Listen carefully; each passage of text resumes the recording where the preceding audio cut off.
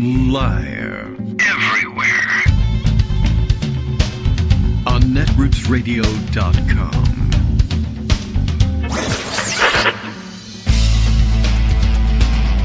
David Waldman. Kagro. In the morning. Now, here's David Waldman.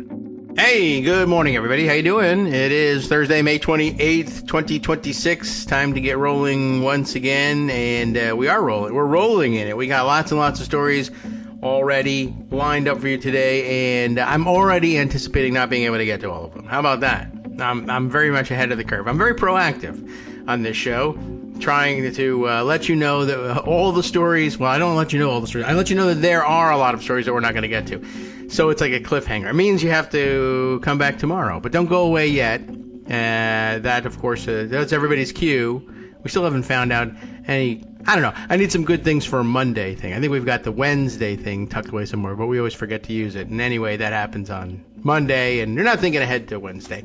Lots of stories, lots of follow-up on yesterday's elections. No respite, by the way. Tuesday is going to be some more of them. I guess they just keep coming now. All the primary season. Special election season having given way to primary season. That's fine. It gives us something to do each Wednesday morning. And then each Thursday morning when we realize, hey, there's more information about what happened on Tuesday that we didn't tell you Wednesday. That's really just mainly our business here today. Greg Dworkin is set and ready to go with all of them. I believe there is already a video lined up and in the queue. And here, in case, I forgot about this fanfare that we've had. In case anything ever goes wrong, like, the sanitation engineers need some extra guidance, or there needs to be some more work done on the bathroom there. We always had this. Do you remember this fanfare that Scott sent me? And it's like 3.5 minutes long. However, we don't actually have to play it all, of course, because if we did, one, we'd run into copyright trouble, and two, we would probably fall asleep, although it's very exciting and very upbeat and everything. But just to make sure that Greg's awake, we'll do that. That should be your alarm. Can you set that as your alarm, either on your phone or on your I'm sure clock radio? They have to, do you have a clock radio? But that doesn't work. The now? thing to set as your alarm is Yoko Ono. Because that would probably absolutely, we used to do this in college. You absolutely, positively have to get up to turn it off. That would really be something. How did you set that up? I mean, we had, you were MIT guys, so I guess. Yeah, we had a turntable and a timer, and so you just leave the record on. Remember records? Yes. Well, I do, and that goes in the same category as I was asking you. Are you a clock radio person? I still hold over to the clock radio, and I noticed that the kids these days, they have nothing to do. I sent both of them away to college. Here, clock radio for your. And what is this? Of course, it's all phone. I set my alarms on my phone. I don't use this thing, and I noticed every time I would pick them up, like, this is still blinking 12 from when we dropped you off. Do you use this? I hold papers down with it a little bit, but... Well, you know what us unks are like, right? Yeah. Here is a rotary phone, okay? Right. And leave me alone until you figure out how to text me with it. No, yeah, exactly. Although I love that's like some early days hacking there, because thinking about, like, setting up something that would play Yoko Ono every morning at a certain hour in 19 or 18, whatever it was.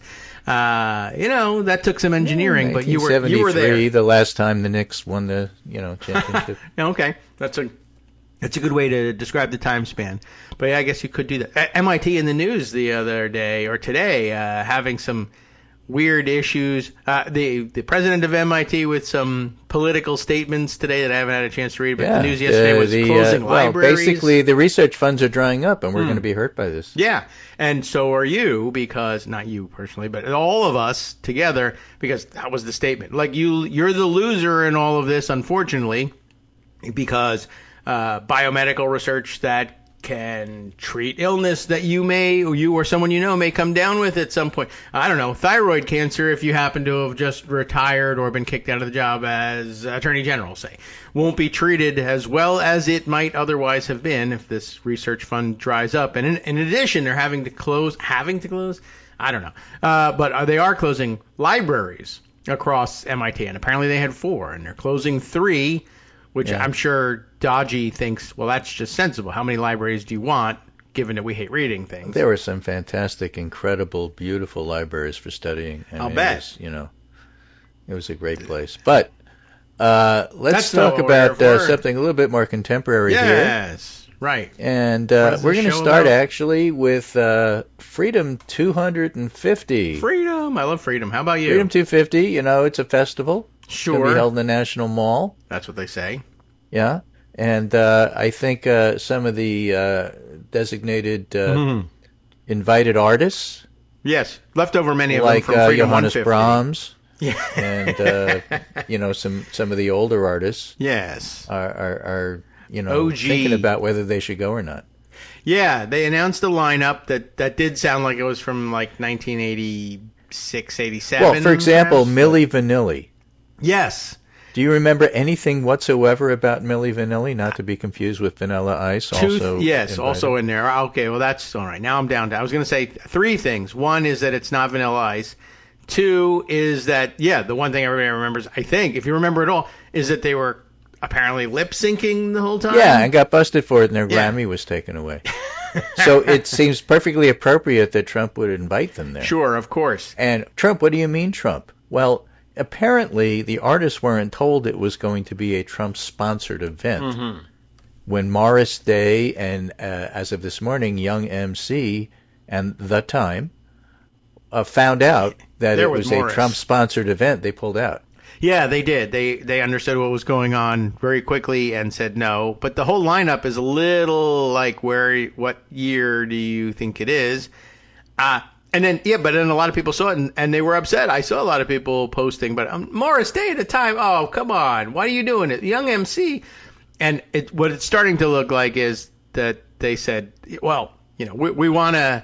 We want to appeal to all the different aspects of America. We were cons, so we're not going for it. Yeah, right. But Trump was looking to include some black acts, and they were like, "Oh, I just found out what you were trying to do." No, so we'll see how this thing settles out. But so far, it very much mirrors one of his earlier inauguration gigs, where he said he had all these fabulous entertainers, and they weren't that fabulous.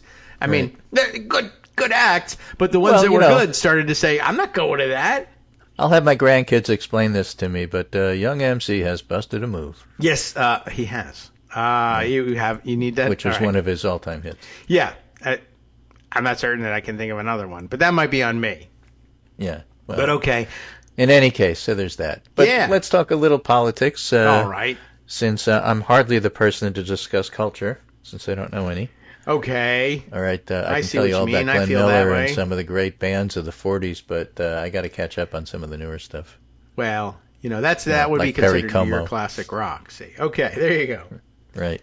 So this is from the Cook Political Report with Amy Walter, because Charlie Cook isn't doing it anymore. Is she playing the Texas bands? runoff recap. After Paxton's win, Republicans asked, show me the money. And, some interesting things here.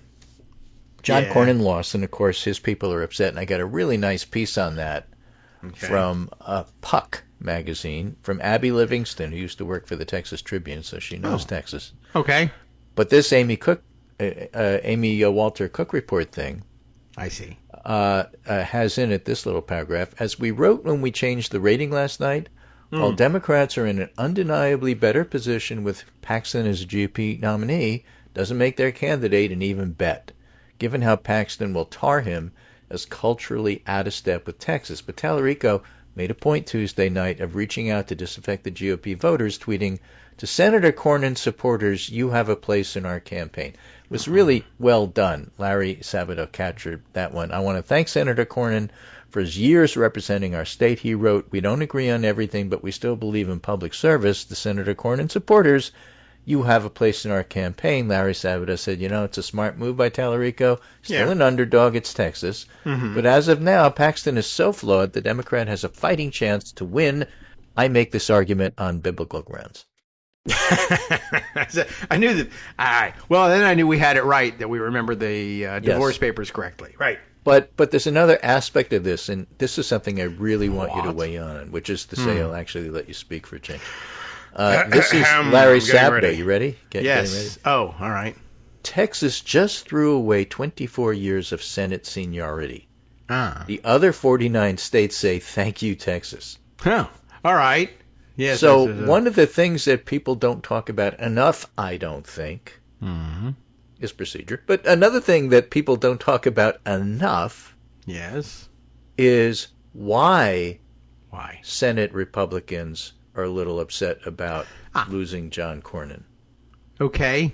All right. One aspect, this is something I was keyed into because you taught me. Okay. John Cornyn was head of the NRSC. Yes. He was whip. He inherited George W. Bush's money machine. He's raised millions of dollars for other senators. Yeah. How do you get in leadership position? That's one way. That's the only way. That's the only way. And who's going to replace him?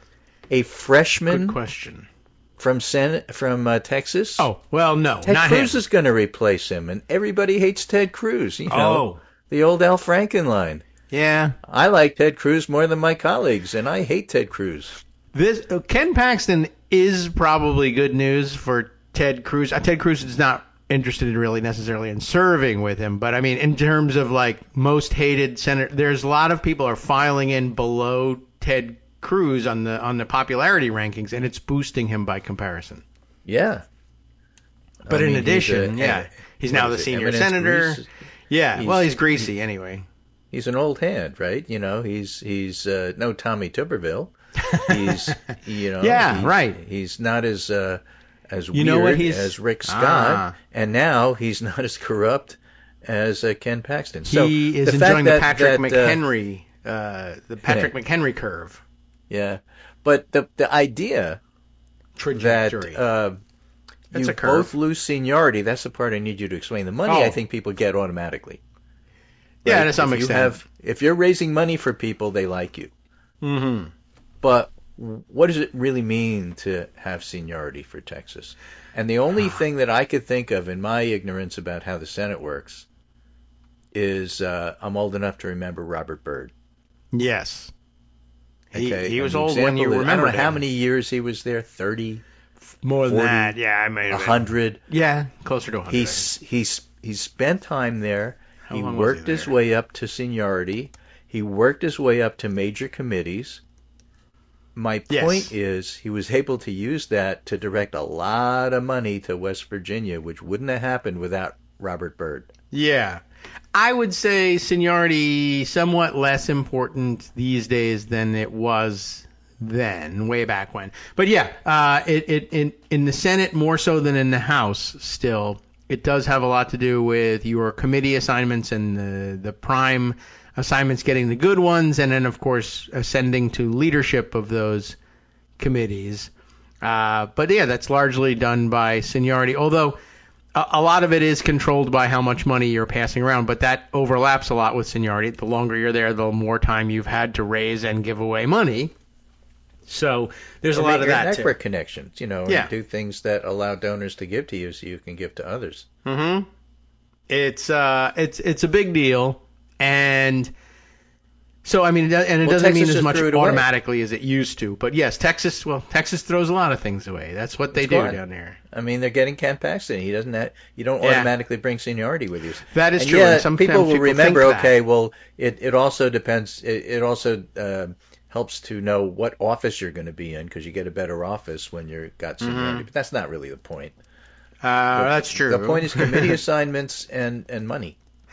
Yeah. Right. And they do make more of a habit. They've made more of a habit of elevating less senior senators who have high profiles, good ones, they think good ones, to higher profile jobs and to better ones and better assignments. Ken Paxton comes with a higher profile, but it's a bad one. I don't know how well that will serve him. And there still is a section of the country, like there's a lot of people that don't understand any of it, how it goes on. I'm reminded of the time when in 1993, 1994. Tom Foley, then Speaker of the House, Tom Foley, Washington State, lost his race to, everyone, this is a good trivia question, George Nethercutt, I believe the guy's name was. Oh, yeah, I was about to say that. Yeah, and he's been there for a little while, or he was there for a little while, but then he's gone. But there were people, I remember reading about it in, The Hill, not The Hill, wasn't really being published then, I don't think, but Roll Call at the time, interviewing, talking to people about, in Washington, what about this incredible loss of seniority? You've replaced the Speaker of the House with a freshman. Like, you've lost an awful lot of influence. And they were, shocked to find out. They were under the impression, oh, well, if he beats the Speaker of the House, he becomes Speaker of the House. No, not the way it works. And so it's also not the way it works that an incumbent with lots of influence and power on Capitol Hill is replaced by Ken Paxton. Ken Paxton gets all that power and respect. No, he's not eating his heart. He's just taking his office. And also, by the way, eating his heart won't do it. Just in case there's anybody out there thinking about it. I don't want any new TikTok trends starting because of what I say. Right. Now, the obvious things have been said, which is, for example, that eat people's hearts. Ken Paxton didn't win because Trump endorsed him. Trump endorsed him because Ken Paxton was going to win. Yes, all right, good point. And so he waited to the last minute to make sure that was the case so that he could be undefeated because he cheats. I mean, people need to understand this. And like kicking his golf ball back in from the rough, just, little cheats. I'll wait until we know what the outcome is, and then I'll say I predicted it. Right. So she goes on to talk about some of the seniority stuff. As a senior senator from Texas, Cornyn had raised hundreds of millions of dollars for his colleagues. That's a lot of leadership. Right. That's a lot of leadership. That's a good way of putting it. Cornyn had inherited that donor infrastructure through George W. Bush's presidential rise. Bush probably got it from Phil Gramm. Then spent years, who was a banking committee, chair of the banking committee is a very popular person with, for example, banks. Yes. Then spent years parceling the money into Republican campaigns as a two-time NRSC chairman, Senate whip, and ambitious leadership contender. When I asked which Texas Republican could succeed him, several Republicans pointed to Ted Cruz because, who else is left? Right, well, there's only two. I mean, what kind of question is that, though, really? Thing is, even if Paxton is reviled in blue-blooded Highland Park and River Oaks, Republican strategists are betting donors will come around, but they know that some of them may check out. Some donors are clearly frustrated and weighing whether to remain involved at all, one Texas GOP operative told me. So that's one of the interesting things there. Talarico's already raised $40 million. Yes. Okay, which is a lot of money. Yeah, I'll take it. Maybe even more remarkable is that John Cornyn has already spent $100 million in advertising and other ways reviling Ken Paxton. Now, people in Texas who have seen those ads, it doesn't just automatically, okay, now we get to start over. Yeah. They've seen the ads. You can't undo that. You can't unring the bell. So it's likely, people estimate, that Talarico will raise $150 million by the time this is all done. Well, all right. And if Ken Paxton wants to match that, I mean, if he wants to do... He wants to. Caravan ads like Ed Gillespie did in Virginia, it's going to take money to plaster them all over Texas. Then the modern equivalent of caravan ads, that is to say, a surefire cultural war thing that'll win this race for us, except doesn't. Their equivalent now is going to be low-T, vegan, not really manly man Talarico. That's what they're doing now. They're already advertising this is what's going to be coming. Yes. But it's going to take a ton of money to make that stick, if it sticks at all, which isn't clear. I mean, I don't understand really. For instance, he's vegan because he ate a breakfast taco of potato, eggs, and cheese, onions. I don't know. And that's not vegan. He's ready for this, though. He is ready for pride time. He had a great answer to that. Okay. He said, "That's a ridiculous charge. Well, I'm as Texas as they come. I've been eating barbecue since long before Ken Paxton was indicted." Okay. I mean, that's one of the rare instances in which Talarico gets to do the, grizzled old hand from Texas thing. I've been in Texas for as long as I've been alive, all 60 minutes. He's a little young looking. Yeah. So all of that's coming. Anyway, I want to give you an idea of how that's going to go a little bit. So this is a video of Talarico let me go talking get ready about some of these stuff. attacks that are going to come. Okay, I am It's only 40 seconds. semi-prepared. Well, I said play. Come on. This is the oldest strategy in the world, divide and conquer. They divide us by party, by race, by gender, by religion, by all this culture war stuff. So we don't notice that they're picking our pockets, that they are closing our public schools all over Texas. They are gutting our health care, raising our premiums for Texans all over the state. And they are raising taxes on all of us while they cut taxes for themselves. And so I think Texans see through this game. They realize that we're being pitted against each other with these old, tired culture war fights so that corrupt politicians like Ken Paxton can hold on to power and continue to enrich themselves and their billionaire mega donors. I think that he's probably right. Yeah, but that's going to be his message. Note he said Texans 3 times, or Texas. Ken Paxton once. But that's going to be his approach. And will it work? Well, obviously we'll have to see. But it's not like, he's going to break and fold the moment they attack him. Yeah, so they're going to attack him. So what? Well, you should know that. I mean, that should come as no surprise to you. AOC shouldn't run because, she's a Latina woman, and the Republicans will attack. Pete Buttigieg shouldn't run because Republicans will attack him for being gay. Well, here's a cis white male from Texas. Does that mean that the Republicans aren't going to attack him? Of course not. No, and they'll attack him with the same thing. Whoever it is, they're going to attack. So, don't worry about that kind of crap. Oh, yeah. I mean, if you haven't learned that lesson already, you either haven't been paying attention or you just haven't been around that long. Every Democratic nominee is the most liberal ever. They're all socialist. Far left. Sure. Exactly. I mean, please. If you can't remember any of the Obama races, oh my God, he's a socialist. Oh my God, he's a crazy leftist. He's gonna give Obama phones to everybody. Well, not everybody. Black people, which of course, blah people. If you are Rick Santorum and realize in the middle of what you're saying, oh my God. I was reading some advice from a former Republican operative. Yeah. Who said, people already know all about Ken Paxton and his indictments and felony, stuff and impeachments, cheating, stealing. Can't make a normal face. The blank pen thing. Everybody already knows this. Yeah. What you need to do is you need some fresh scandal. You need some new stuff. Look again. The thing is, with Ken Paxton, it's going to be there. Yeah, wait 5 minutes. Wait 5 minutes. So just go find it, go do that, and that's what you spend your ad on. Don't waste your money spending your ads on all the old stuff. There's going to be new stuff, and people are just more interested in new stuff.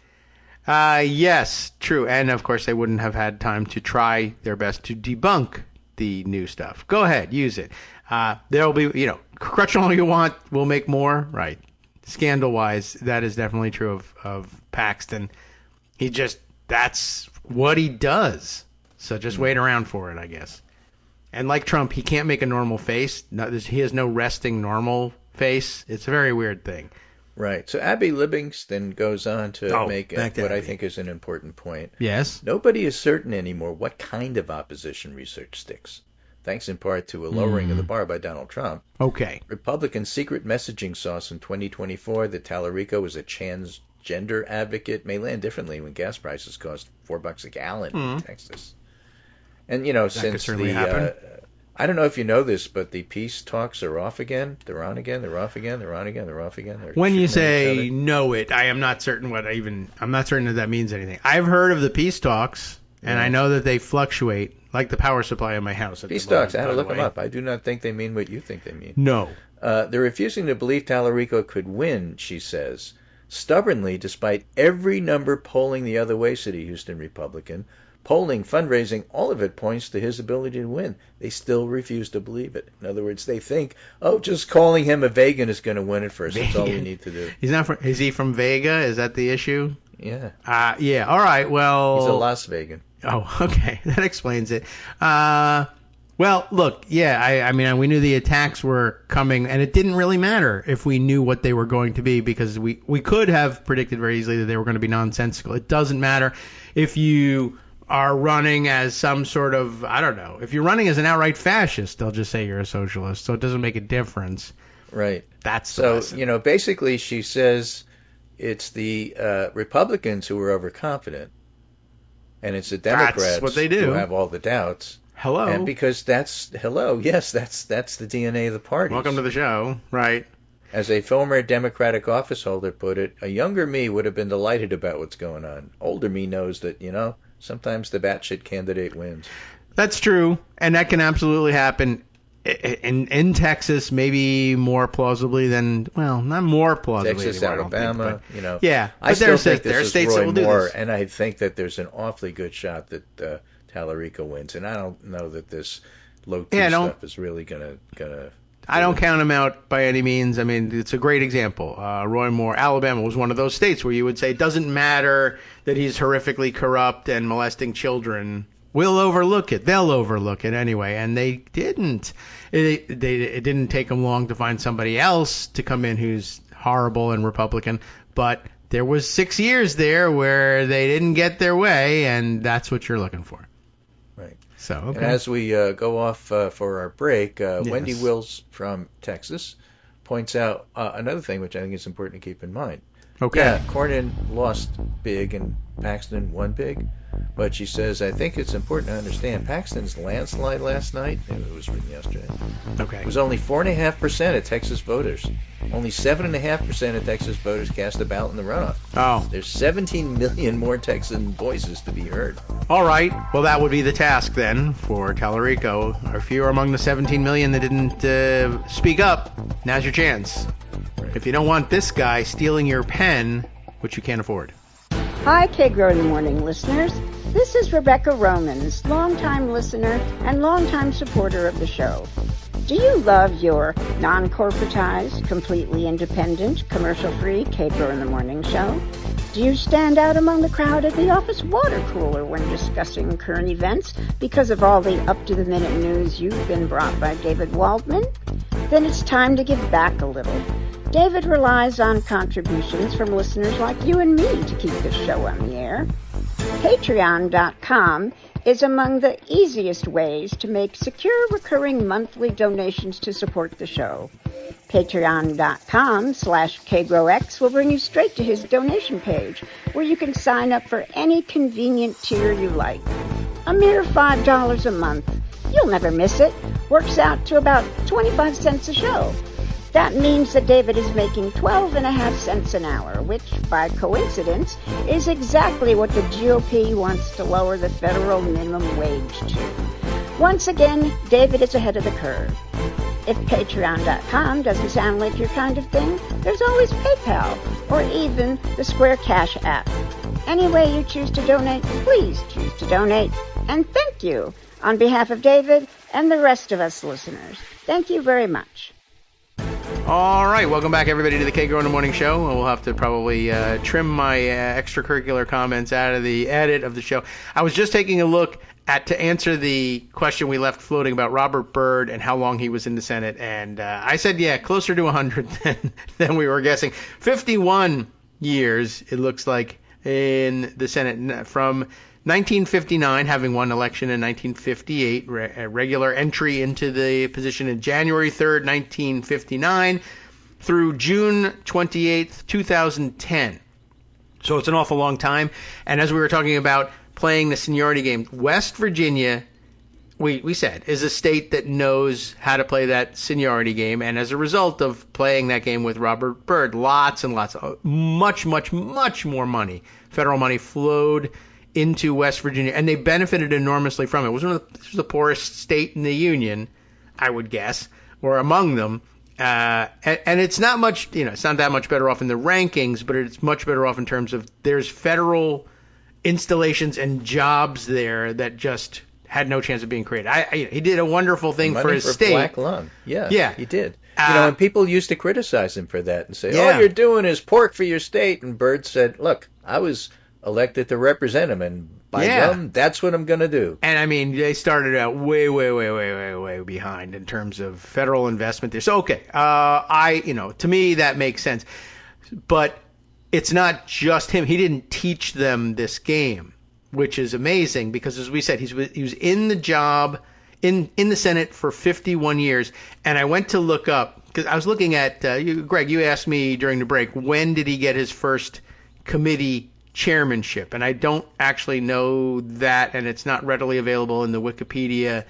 The quick rundown, the little thing about all the offices he held. They don't usually include the chairmanships, at least when you get to that level. And you've been president pro tem, and you've been majority whip and all of that. So they run out of space for it. But I was skimming the career background, and it said that he became West Virginia's senior senator. Remember, he comes into office in 1959.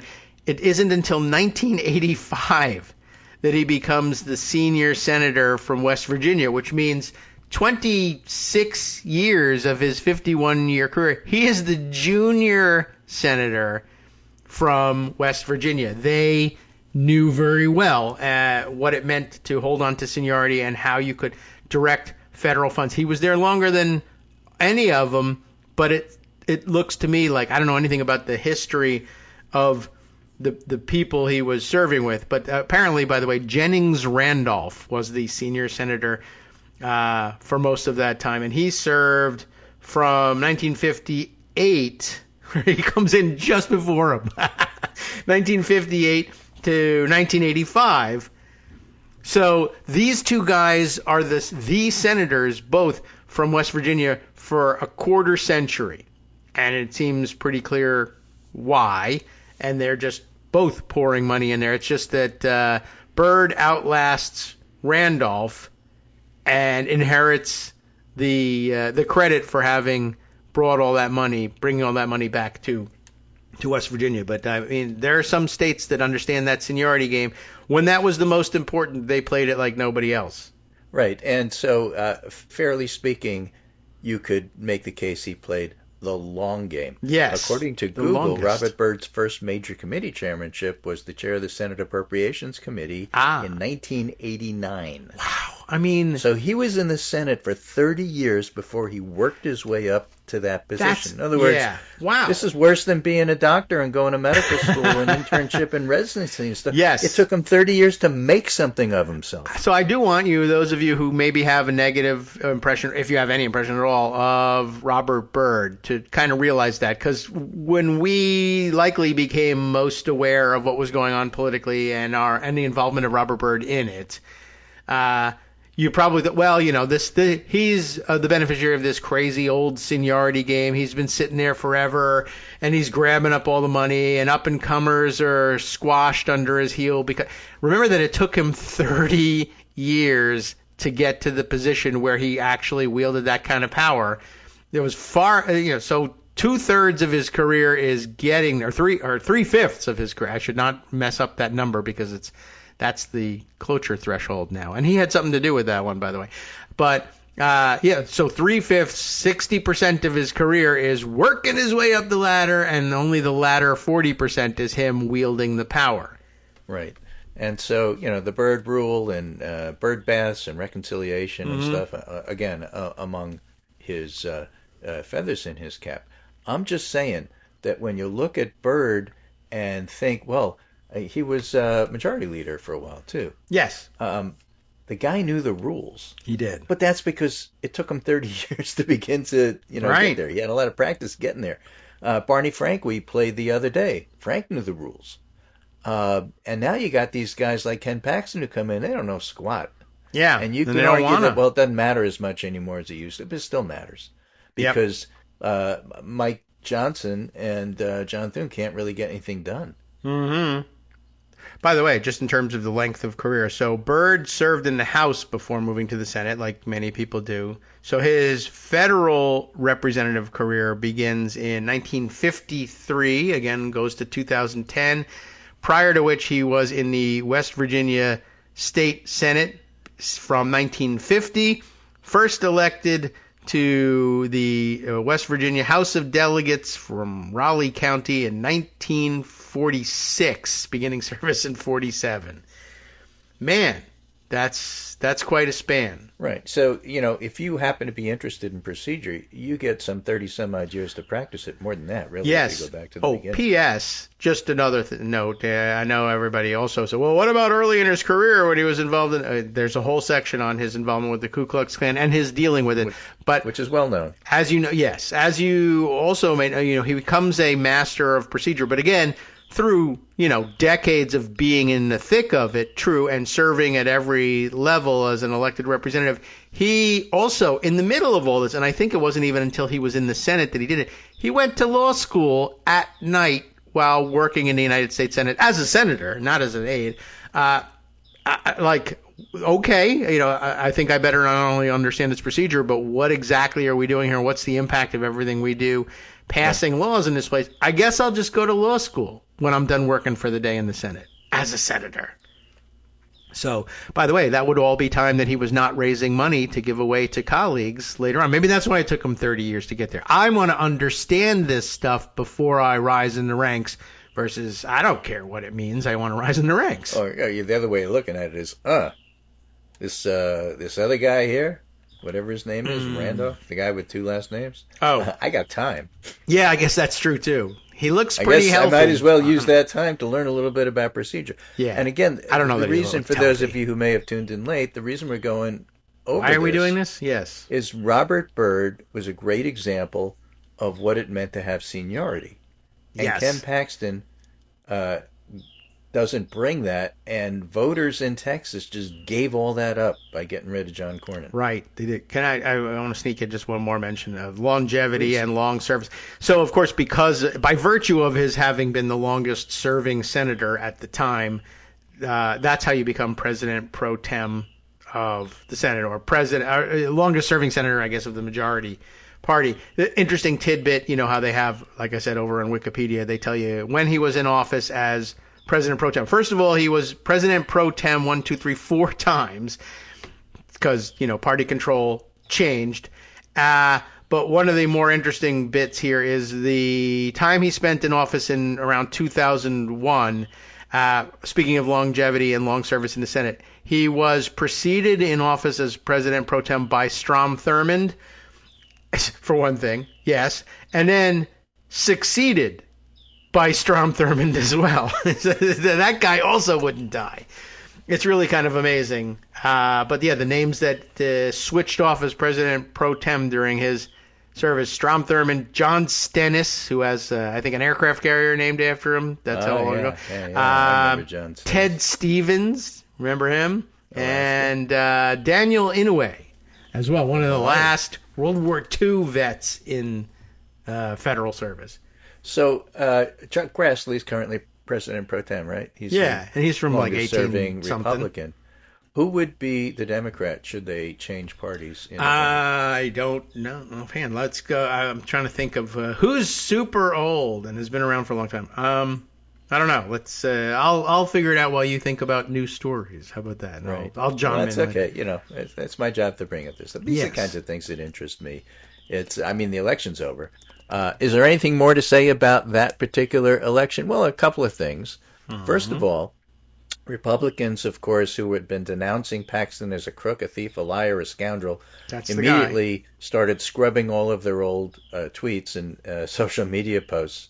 And I got examples of the NRSC and other, pro-Republican accounts. Just all of a sudden, you search them and you can't find anything about them. It's amazing they had nothing to say about Ken Paxton, even though they had a lot to say about it last week.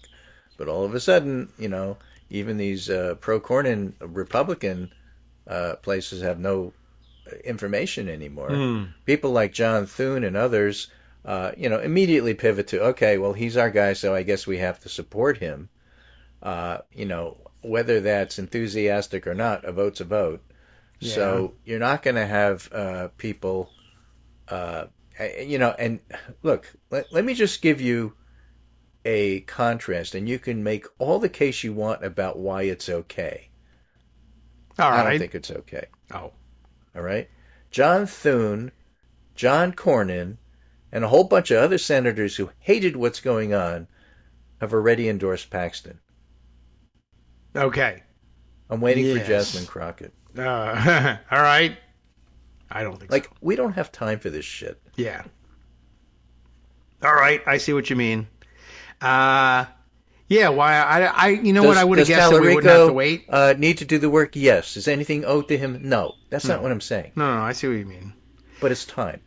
I would have guessed that if you had asked me for a prediction, I would have said, oh, no, I think she'll be pretty quick. I think she's There are Crockett supporting people who are starting to endorse Talarico. That's good. All right. And she can do her own timetable and whatever she wants to do, of course, free agent. But it's time.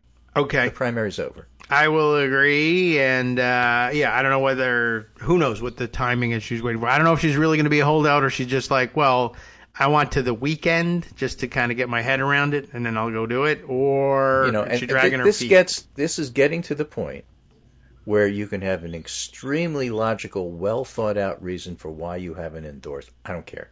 Okay. It's time. All right.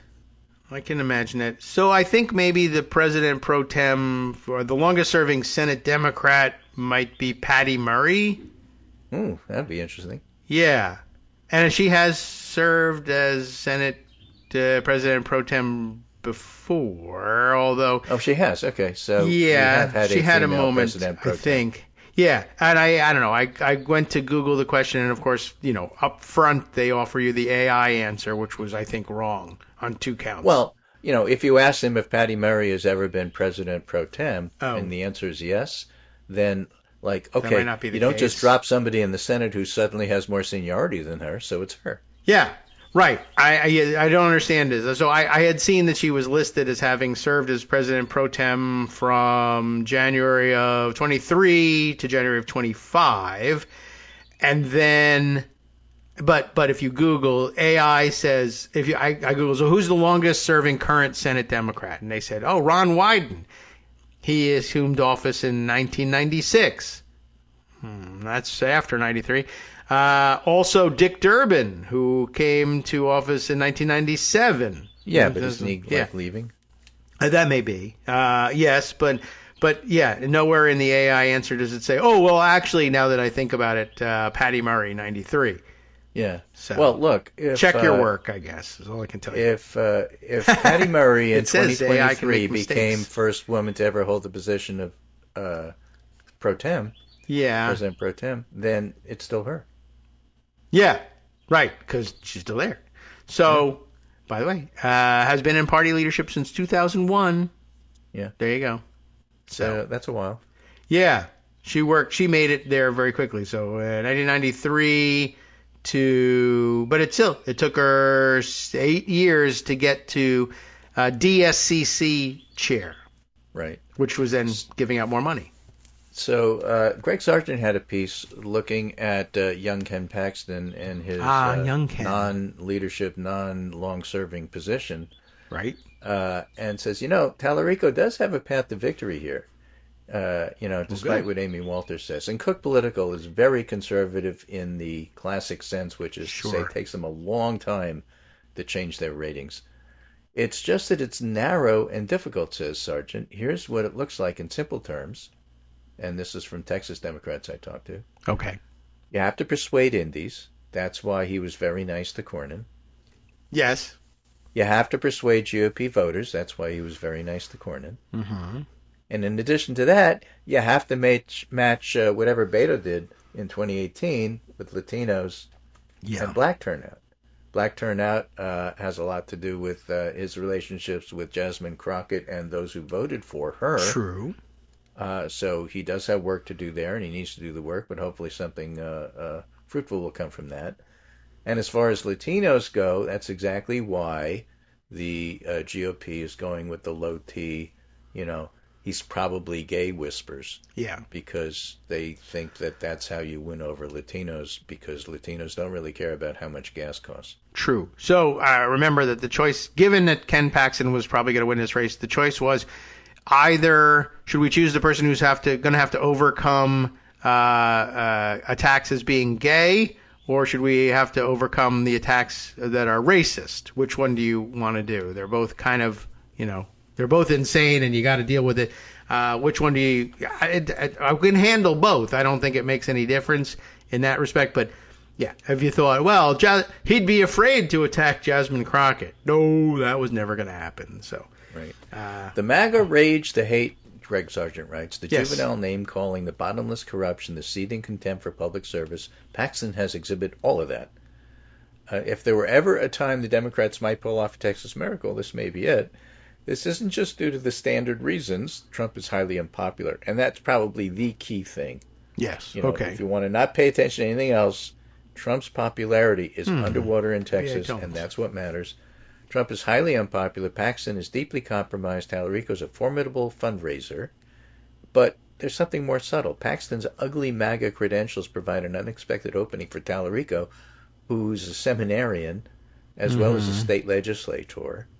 And by the way, as a state legislator, he was not part of the team that went after Paxton to impeach him.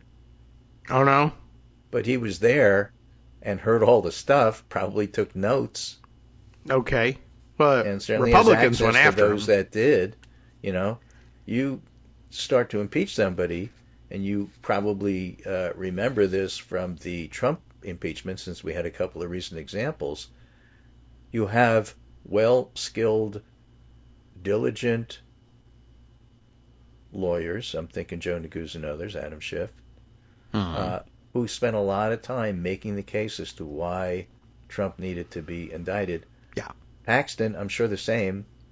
So all that material is there. Yeah, that's likely. Although you had your side Republicans do it. did it, so maybe not. In the Trump case, right? But you didn't have your side do it there. But nonetheless, it's public information. Yes, it is. There's a record. It's all reported. And behind the scenes, privately, Ken Paxton is not a popular guy. So that might not have been your party, but you still might have access to that information, just off the record. That's true. There's a notebook somewhere, and all right, so that's available. So this is a new kind of politics: open professions of Christian faith, promises to transcend Trumpian acrimony with kindness and goodwill.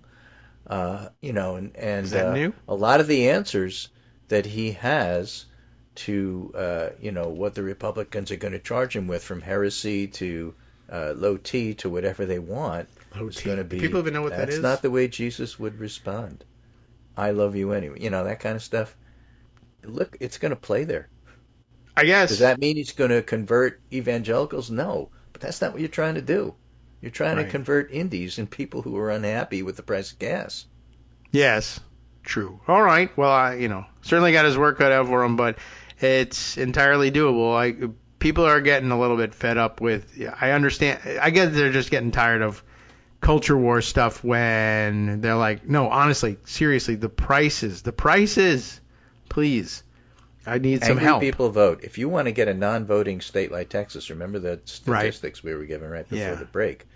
We're talking about 7%, 8% of the Texans voters voting in this primary. How do we do this?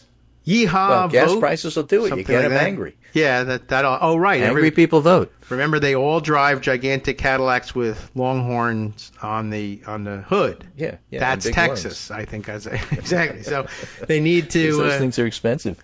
Those are. I think that's $6 a gallon gas is going to get you to the polls. I'm just saying. Yeah. My impression of Texas, I learned one way to do it is if you vote, you get a free 72-ounce steak for all people who vote. And because if you got to eat it within the hour and vote in the same hour, I don't know. Make things big. Do some campaigning. I guess you better get to the Rio Grande Valley. I'm told that was maybe an important place to mine some votes. But, he seems like the energetic guy to try and make a run at it anyway. It's a big-ass state, and you're going to have to do a lot of traveling. Right. And, again, the other side of it, and you have to remember, is there are more Republicans and Democrats these days in Texas. Yes. And if you're looking at educated but not particularly liberal voters, white voters at that, who might be unhappy with Trump but might support Cornyn but will see Paxton as a little bit too much, You got to give James Talarico a little leeway Yeah. to woo them the way he sees fit, as opposed to saying, well, how can you throw our, under the button? Come on, relax. This is Texas. Yeah. What do you need to do to win? We're going to see. I guess Toughen up. All right. So I think there's a Hank Hill vote out there that he might be able to tap into. He's not getting Dale, but I believe that, Bill's probably a non-voter. Boomhauer also probably a non-voter, but I believe you could probably persuade the two of them to get to the polls. Dale's just a lost cause. If you watched King of the Hill, I think you'll know the stereotypes there. But yeah, real opening for people who are like, yeah, that guy's just stealing all the money and I just can't do it. Sorry. Will he pull the lever for Talarico or stay home? That's the only question. Well, yeah, I'll staying home's a half vote, and pulling the vote for Talarico is a full vote. Right. But either way, you're ahead if you could do that. Yep. Okay, that's the task. Were there other things in the world besides Texas? Yeah, there was a bunch of stuff. I mean, Just Trump is reminders. going after E. Jean Carroll, and, Yes. it's just so laughable. Oh, my I think God. the judges aren't going to take any of this stuff seriously anymore. I can't worry about it. It's like, okay, fine. What are you going to do now? As soon as you get to court, Fair. it's going to get thrown out, and you're going to get laughed out the right past the, I guess, but then the judge's metal family detectors. will be threatened. But that's coming, so you got to be prepared for that. But yeah, that's one of the most absurd. That's just honestly, I think I saw that and my reaction was just like, oh come on, are you kidding? Like really, that's the most obvious thing. No, in the no, world. it wasn't vindictive. Oh come on. Right. Really? I mean, everybody's winning their. That's the biggest trend in federal practice is everybody's winning their vindictive prosecution motions, which, by the way, just usually never, ever succeeded. Why? The longtime listeners remember all the phraseology. The presumption of regularity, which is now destroyed, and federal judges everywhere are saying, no, I'm wide open to a question about vindictive prosecution, especially when, I guess, somebody who is taking the whole thing seriously and writing articles about the E. Jean Carroll, the alleged case to be brought against her, they're accusing her of having perjured herself during the trials that she won. So there's a whole record of having convinced federal courts and federal juries that she was telling the truth. But the DOJ's position, quote-unquote Department of Justice's position is, no. She fooled the judges, the lawyers, the jury, everybody the whole time. And really she was lying. Don't you see that?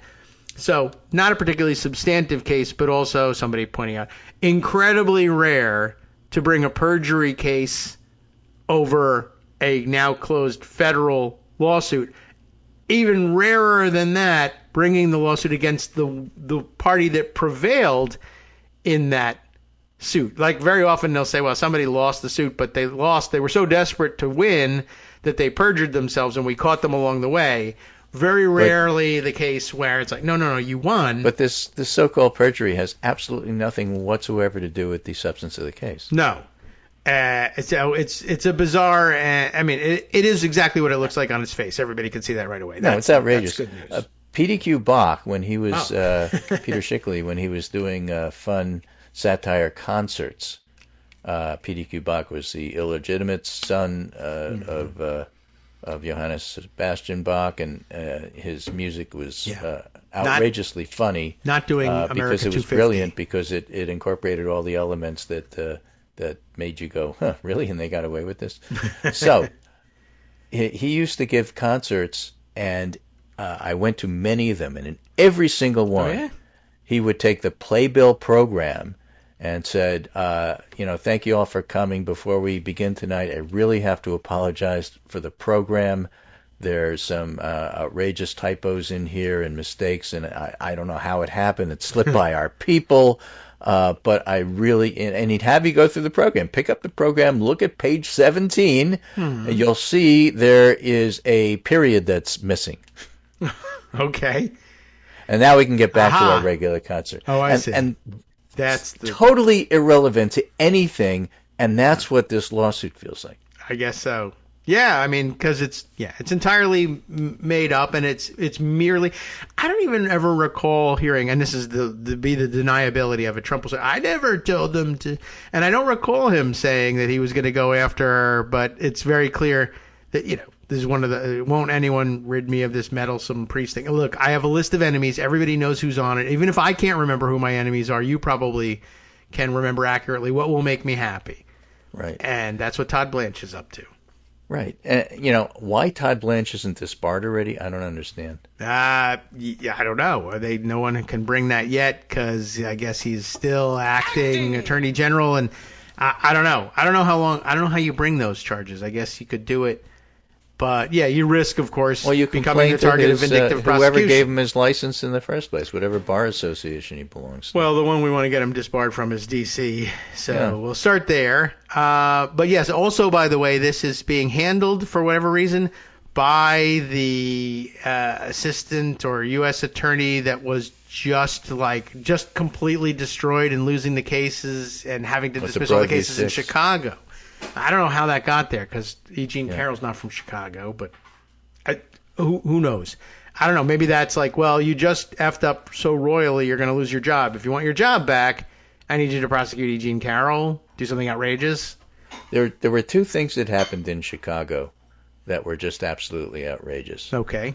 And one of them was that burned the whole place down. The Department of Justice actually presented the case against ICE protesters to the grand jury, and if the grand jury person was going to vote for a no true bill or otherwise say, no, I don't believe that your indictment is legit, they dismissed them and threw got them out another. the window. Yeah, and needless to say, you can't do that. Yes. Then the other thing is they lied to the grand jury. Yes. With this thing called vouching. Vouching is where the prosecutor will say, I've told you all the bad stuff they did. Trust me, there's 10 other bad things we don't have time for today or not within the scope, but we're going to do that in the trial. I vouch for the fact that what I just told you is true, and there really is all this other stuff.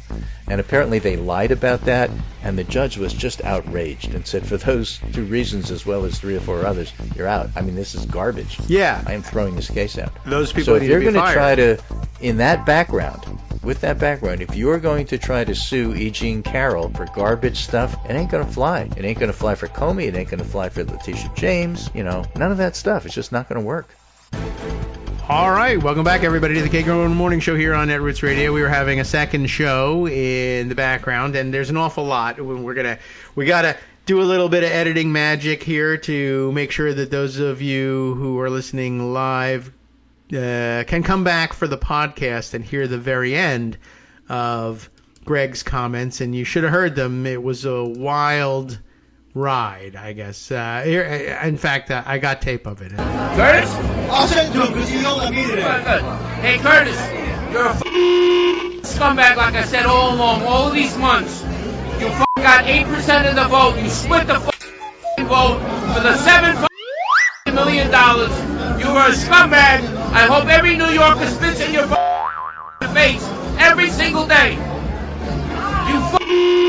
You sold out like Judas sold out Jesus for the 30 points is over. Go yourself. So as you can see, it took up most of the 1-minute break to hear. Anyway, no, he had some cogent comments that we got the gist of it in before I think the automatic cutoff on the live stream. But we'll scooch it back and give it to you podcast time. And now, of course, we got to wait until Monday for him to bring up any other thoughts. But he did. He had a couple other ideas, things that he would otherwise, but for the enormous amount of time we wanted to spend on Texas, would have included in the first hour, which will come up in the second hour. He is aware of all internet trends and aware of all the horrific stories floating out there. We'll do our best to run through a bunch of them. And I wanted to say about the Texas thing. On the one hand, it was like, well, Texas is going to be a story forever. Maybe we move on to something else. But on the other hand, that's kind of, one, we don't plan anything anyway. two, that's what I love about doing the show. Like, there were a lot of tangents in there, and I don't know if I could describe them now. Thinking back, I don't even remember most of them anyway. But we got to talk about seniority, Senate history, what it's like to serve there, and what it means to garner seniority, or what it used to mean to garner seniority, and what you're giving up when you give up seniority by electing a Ken Paxton or nominating a Ken Paxton instead of a John Cornyn, who, good riddance. But I mean, yeah, there's another angle to the story, and Texas is a big, big place and a big influential state, and I don't know, I think it pays to go in depth on that, and it's just not a mainstream news kind of a focus. They just don't give that kind of time to the other angles of the story and the implications of the story.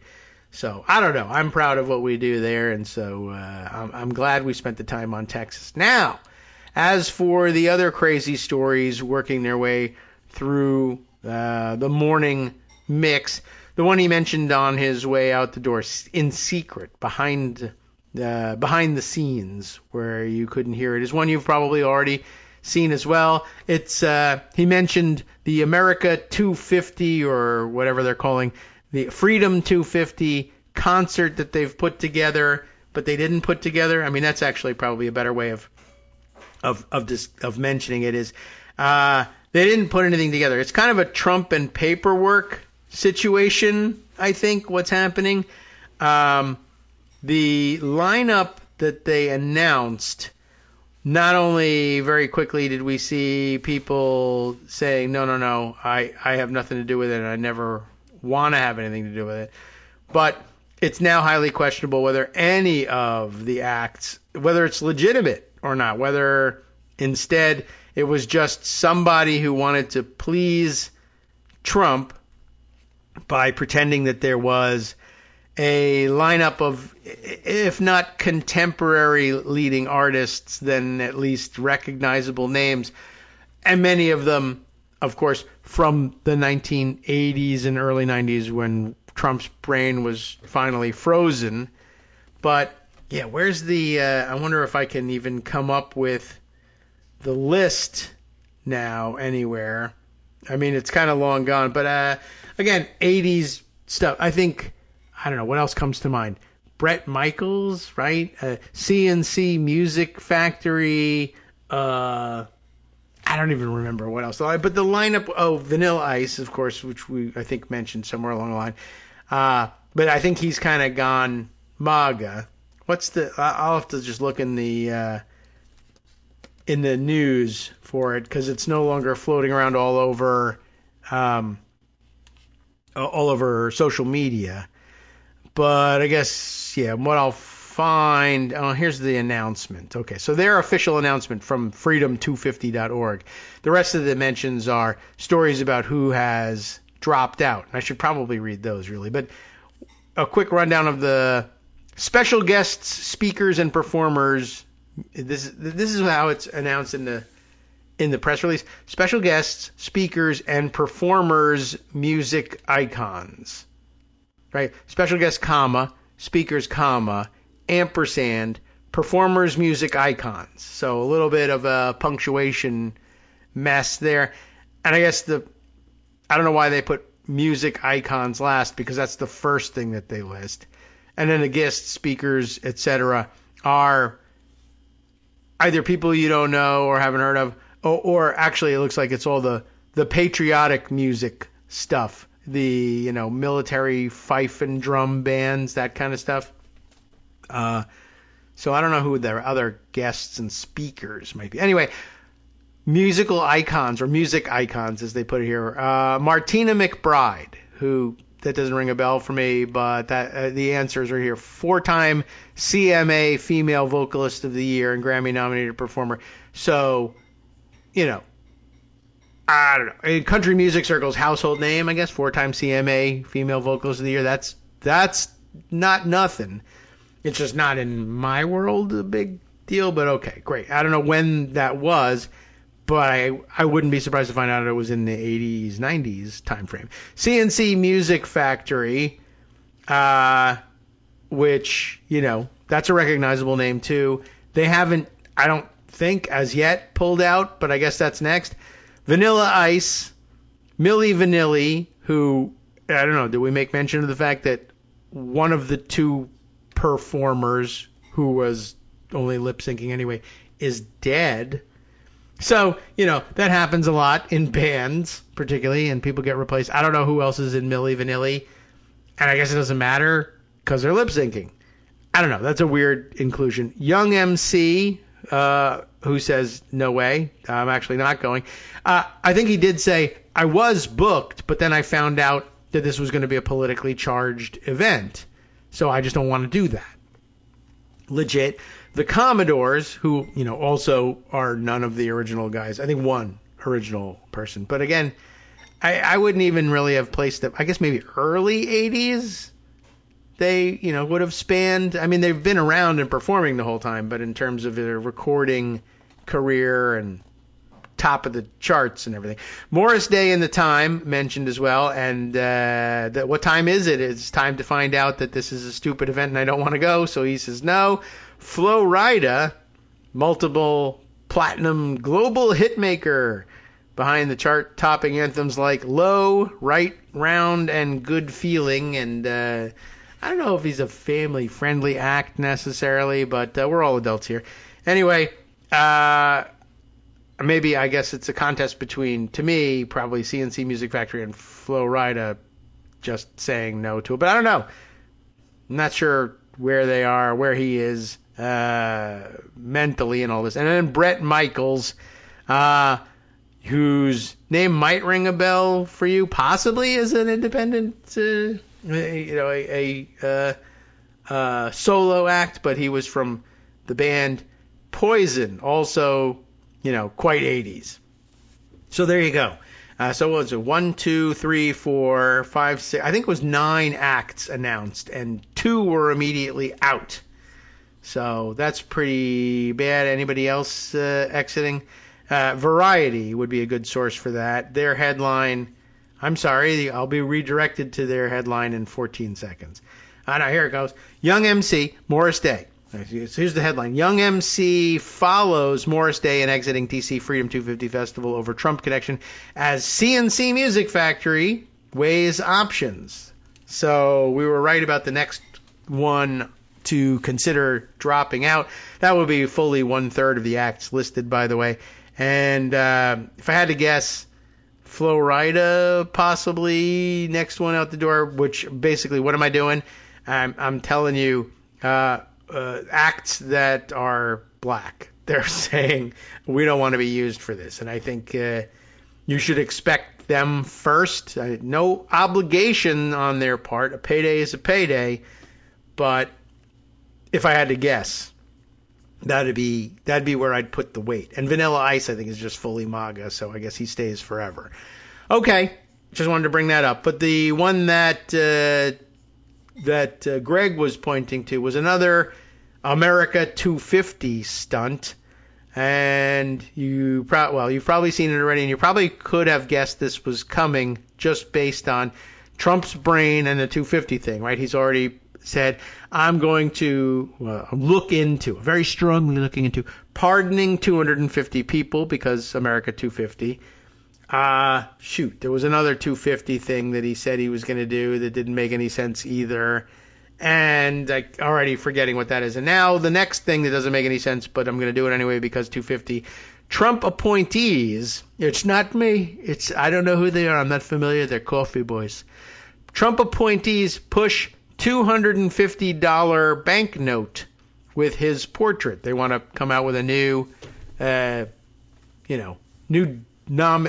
denomination bill from the Federal Reserve, a new Federal Reserve note with his face on it.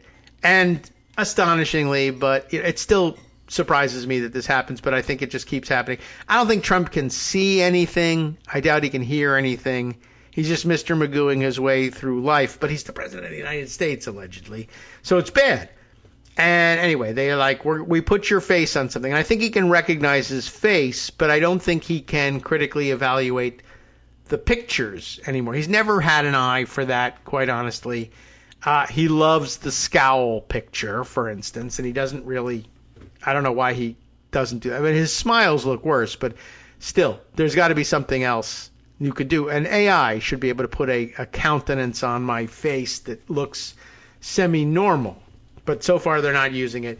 So between the scowls and the other terrible shots, I believe when the golden statue that somebody put up of him, I mean, somebody being him, but somebody else, I tasked somebody else with making the thing. But at his Doral golf club, the real Doral that he stole from somebody else, it was an iconic golf club. He bought it. He didn't build it. It's not an amazing golf club because he built it. He built it. He bought it, probably stole it. Anyway, so this $250 bill has another one of the scowly faces, but this time, a scowly one half of my face is drooping from a lingering stroke shot. And I mean, just totally inconsistent with all of the rest of our money, but I mean, obviously putting Trump on anything is inconsistent with anything. So there you go. I just don't understand. The golden statue, I think they picked, it was a decent fake face of his. They took a couple decades off of the face, but I just couldn't understand why they made the statue with ill-fitting pants. Like, it was a real transition, I think, in his life for me, that he used to be so concerned with this that he used to keep Hope Hicks on staff just because she knew best how to steam his pants. And that's not a euphemism, although it may also be, may actually be a euphemism. It may not be that he was concerned with the crease of his pants, but she did also steam his pants literally. What happened figuratively, we'll have to wait for the tell-all books, I guess. But, he used to be concerned with the way his suits fit. And then, of course, his body changed, and there was no controlling how his suits fit. And he gave up, and also he couldn't see anything. I think this is just one of those things with age, you fall apart. Like, he can't apply his bronzer all the way to the edge of his face because he can't see in the mirror where does the skin end and the piss floss hair begin, because they're the same color. Anyway, so I think he also is reviewing his picture. They show him, this is the picture we're using. I guess you like the scowly ones. Here it is. Yeah. I recognize that it's me. Therefore, good. I don't actually do a critique of the look anymore, though that used to be so important to him. And he's critical of everyone else's looks. Anyway, Trump appointees push $250 banknote with his portrait. The printing director who resisted the effort, she's gone. She said she was reassigned last month. Her goodbye note, apparently, she dropped a good one on there. The buck stopped here, and it took me with it, I guess. So, Jonathan O'Connell reporting this for the Washington Post. Trump administration officials have pressed the office responsible for printing the nation's money to design a $250 bill featuring the president's portrait, according to 4 current and former employees, in what would be the first appearance of a living person, and that should be scare quoted, on U.S. currency in more than 150 years. I think there's a mention of who was the last one. Yeah, there it is. In fact, it's next. Starting last year, 2 political appointees. Oh, no, maybe it's not next, but I think down the way they might have actually told the story of, I don't know, if it doesn't get there, 150 years ago, the last time it happened, they were, I guess, coming up with new banknotes, and they needed people to put on. So they put some Treasury, not the Secretary of the Treasury, I don't think, but some obscure Treasury official. I don't know whether it was a joke or what. But anyway, we don't do that in this country, and with good reason.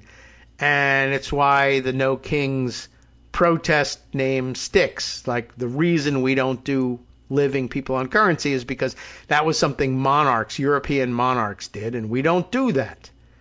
Starting last year, 2 political appointees at the Treasury Department, U.S. Treasurer Brandon Beach and his senior advisor Mike Brown.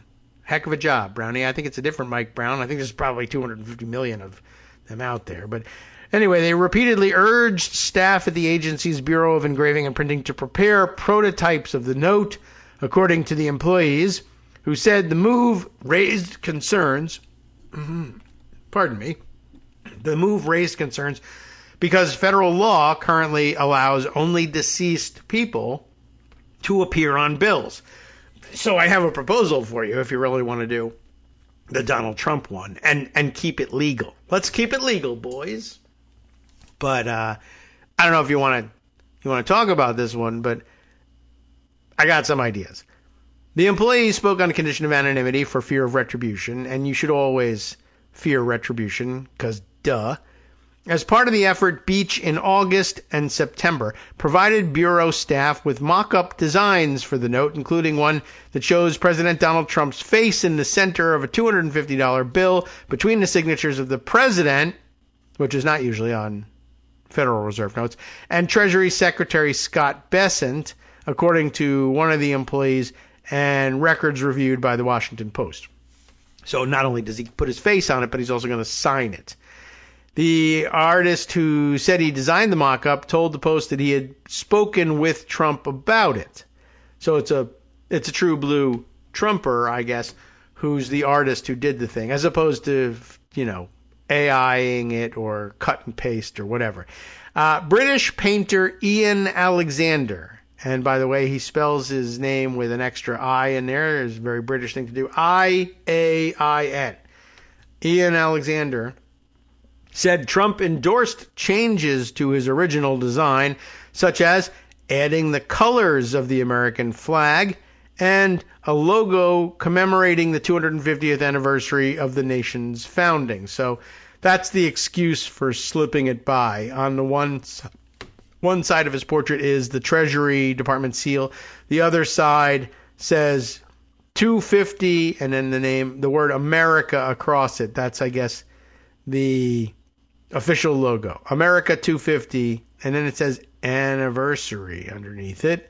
So beautiful and fantastic. I don't see in this mock-up any colors. It may be on the reverse side that they do it, or I'm not sure whether they're saying they're going to add a flag and put it in there in red, white, and blue, or whether they're just going to add red, white, and blue somewhere to the bill. But I hope it never gets printed and I never have to see it. Anyway, all right, so Ian Alexander said that Trump made some changes and then goes on to say, he likes to call me his favorite British artist, said Alexander. But, he's got a favorite pants steamer, so I don't know if this is really such a great thing. He is a former competitive swimmer and DJ who describes himself as a royal portrait artist of Queen Elizabeth II and others. I don't know whether any of that is true. Did anybody check whether or not he ever painted any royals at all, or did he just paint Prince Andrew, who's no longer a prince, or what? We don't know whether that's valid or not. We also don't really care whether it's valid or not. And when I read it the first time, I skimmed it this morning, and I was like, oh, I know why I know why this is Trump's favorite British artist. It's a former competitive swimmer. And I thought, but I figured it was a woman who, okay. And then he would just be interested, like, what do you look like when you're swimming? Can I see you in a swimsuit? You didn't bring one with you?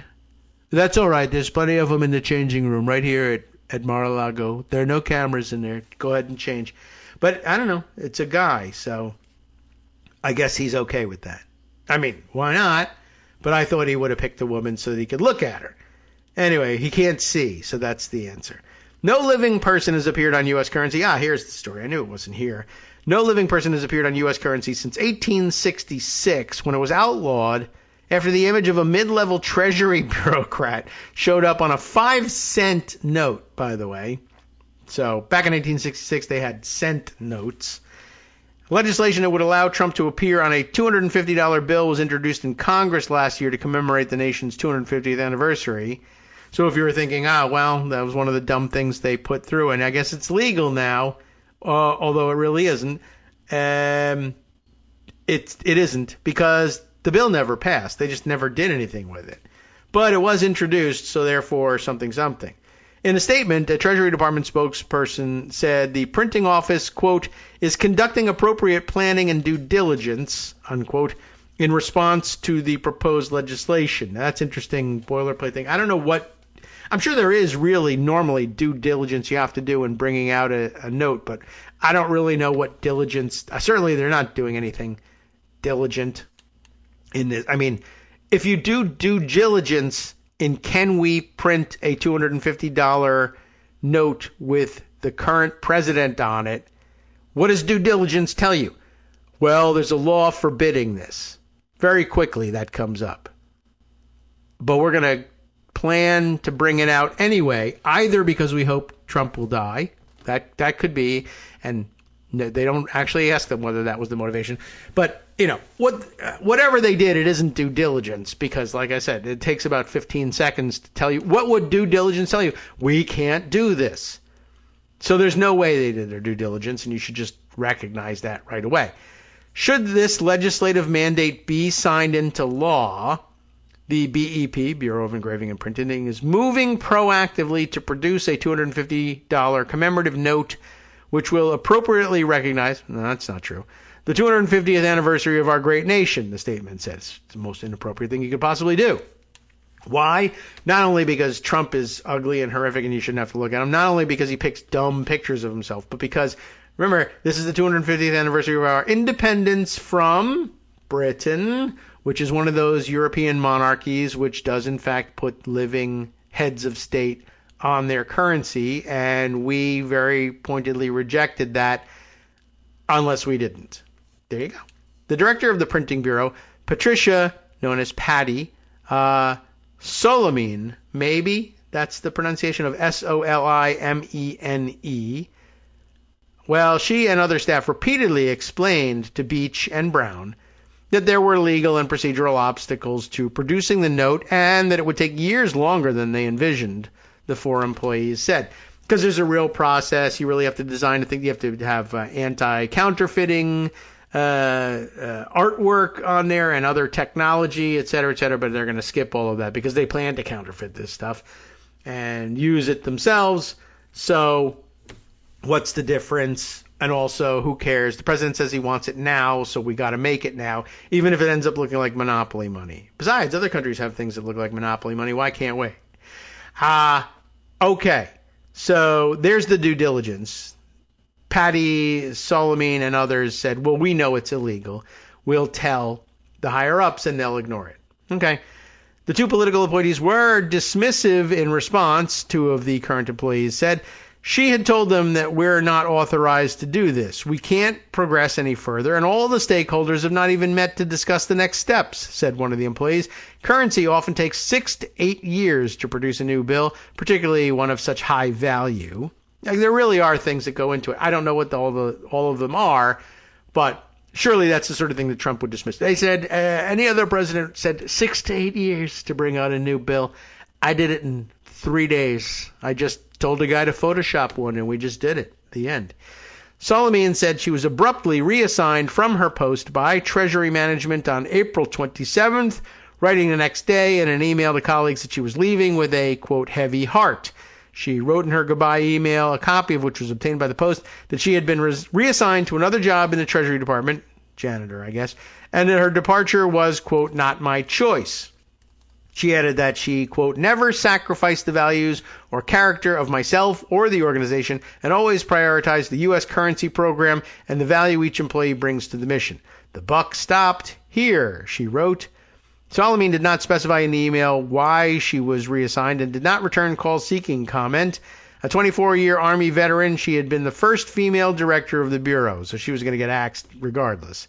Brown, formerly a senior advisor to Beach, has since been named the Bureau's acting director in her place. What kind of director? Acting director. He did not return messages seeking comment.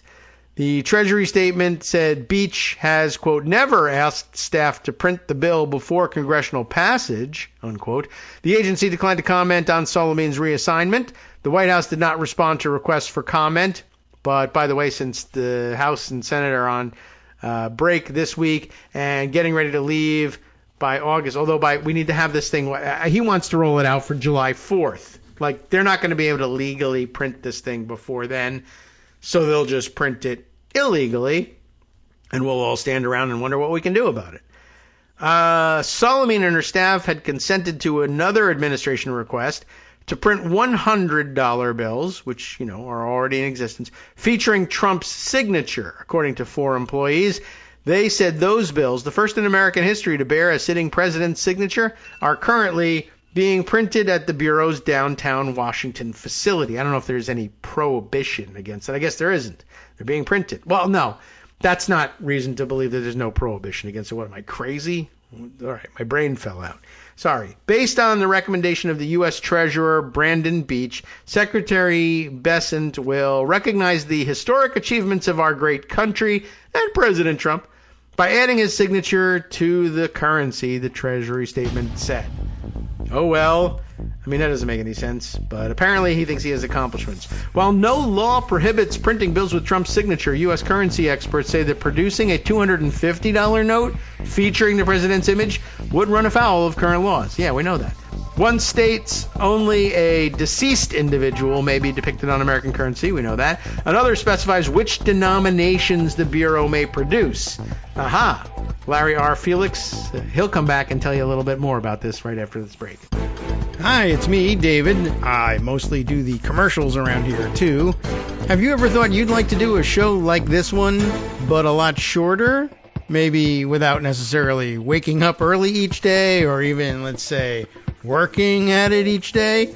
Well, now you can, sort of, and by now, I mean pretty much any time you want, because what I'm talking about is you recording a news story, sharing an essay, or otherwise contributing your thoughts on these crazy times with the rest of us, and with any digital recording device. Make the show your own, as I like to say. Send me a digital file of your recording, a link to any source material, and a note about how you'd like to be identified on the air at KagroX, that's KAGROX, at gmail.com, and I'll take it from there.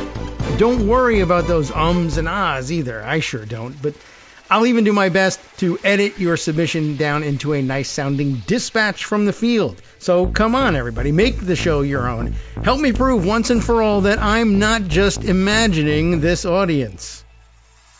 Alrighty, welcome back everyone to the Kagro in the Morning Show here on Netroots Radio. I know you're dying to find out who is Larry R. Felix. Well, Larry R. Felix, or Larry is Felix, or something like that. Larry R. Felix is the former director of the Bureau of Engraving and Printing. And I was thinking I could sneak in one more sentence before the break. Not really true, but just to recap, for those of you listening live, no law, as you know, I don't know why they bother restating this, no law prohibits printing bills with Trump's signature, but there is one that says your face can't be on it while you're alive, so let's fix that one way or another. And that there are current laws stating which denominations of notes can in fact be produced, and there is no authorization for a $250 bill at this point. That is what Larry R. Felix wanted to comment on. He said a $250 note is not statutorily authorized without an act of Congress. And how long does it take to get an act of Congress? That's the next question. Remember, July 4th, how many days? And I can ask the computer that, although I have asked that question before and gotten the wrong answer from AI. But, you know what? It's time to now start habitually beginning my searches in DuckDuckGo instead, even though they too are dipping into AI. And we got some AI stories out there that I need to share with you. That might have to be a Friday thing. Well, unless I just decide today is Friday. I did it last week, so it worked out pretty good. What were we asking about? Shoot, I had a whole thing that we wanted to go into here. The $250, no, oh yes, right. How many days, one might say in sing-songy voice, until July 4th, because that's the day that he wants all of the America 250 stuff ready. Man, that was annoying. How about just giving me the answer? Well, you know what? That's the answer. Ironically, Google would have given me an AI answer. DuckDuckGo gives me a link to a calendar that will do that. What's today? May 28th. Is that right? 2026. And we want to find out about July 4th, same year. This is long. It takes longer than days. 37 days. And, of course, like I said, they're on break. The July 4th time period, I mean, they can't even do it last minute. I guess they could do it before they leave. But, I mean, the idea of authorizing it, I guess basically the plan will have to be that the Bureau of Engraving and Printing, in being proactive and doing its due diligence, will have to basically create the plates to print these things and just have to sit there and wait on them and wait for congressional authorization if they want to follow the law, which I don't think Trump even cares about. At a minimum, he'll print them and just say, can't you print them, and they'll be unofficial, and I'll just use them as souvenirs, and they won't be legal tender. It's okay. We'll just give them out. Sure, fine, except probably some laws against that too. And, of course, you can't use the Bureau of Engraving and Printing to do it. If you want to privately print something that's an obvious novelty piece, like the previously circulated $1 billion bills with, was it million or billion, with Donald Trump on it, I mean, you could go that route. You want to use the official printing? No. Basically, there's no way to fit into the schedule of 37 days that you're going to get this thing authorized by Congress and then printed and distributed. But maybe he doesn't care about it being distributed. All right. So Larry R. Felix, continuing with his comment here, the secretary has to be given authority to do that, he said, referring to Besant, because he's the secretary. Alexander, the artist, said he was also told legislation was required. I've been informed that it has to go through Congress, he said, but he's British, so he doesn't care. He just said the king should order it. The second challenge, the expert said, is that designing and printing any new note typically necessitates extensive coordination with the Federal Reserve, but he doesn't care about them. The Secret Service, they do have a role. Remember, they're a Treasury Department, actually, because they're the anti-counterfeiting agency. And private sector partners. Not sure what that means, but it's an opportunity for grift. Don't, pass it up. Felix said it took more than a decade to design and produce a $100 note with dozens of embedded security features that prevented counterfeiting. But remember, again, Trump not interested in preventing counterfeiting, not only not interested in preventing it, interested in doing it proactively. He's going to do his due diligence and definitely do counterfeiting. And once you've counterfeited electoral college votes, I don't think counterfeiting money is that great of a leap. In fact, it's really, creatively speaking, it's a step backward. Brown, a Trump appointee who started at Treasury in October, so days of experience, is a former Kansas Republican Party chairman. That's what it takes. Beach, who was appointed treasurer in March of 2025 and has direct oversight of the U.S. Mint, is a former Georgia state senator who backed Trump's 2020 election denial claims. He did not respond to messages seeking comment. These guys think you can just print something overnight and it's going to work in an ATM. It's just crazy, said one of the employees. It takes years and years and years to produce these notes so they are reliable for the public. That's probably a good hint about the private partnership stuff that has to go on. Like, remember, all of these bills have to be recognizable and usable, and I imagine there's some scanning technology to make sure you're not giving out counterfeits, and maybe, I don't know, but at the very least, programming an ATM that will just pass this money out. There's a lot of stuff that goes on behind the scenes in the ATM, I guess, which, is supposed to mean that you, as a user of Federal Reserve notes, can assume is, you can assume it's legal tender when you get it from a bank. I mean, I think you do assume that. But as it turns out, there's a presumption of regularity for that, and you can ruin it.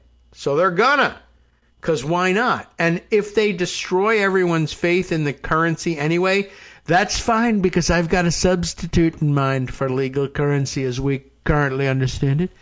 And it's called crypto. Yes, they told me I could say it either way. And Trump coin will take care of it for you. These guys think you can just print something and it'll work on an ATM. Apparently, not the case. You can't just pass out any piece of paper in an ATM. And I don't know if I would have guessed that necessarily without somebody saying so. But once you say it, it makes a certain amount of sense. Not to Donald Trump. That will make no sense. But to me, yeah. Because I have a functioning brain.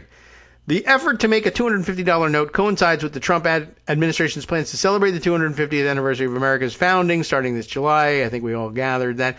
Trump has proposed building a 250-foot, that's the other arbitrary 250, a 250-foot triumphal arch, though he's had no triumphs, at the foot of Arlington National Cemetery and a Garden of Heroes in Washington, which I definitely heard about and is old news and maybe held over from his first administration, where I thought the number was we were going to do the 100 historical statues. What? I got an idea.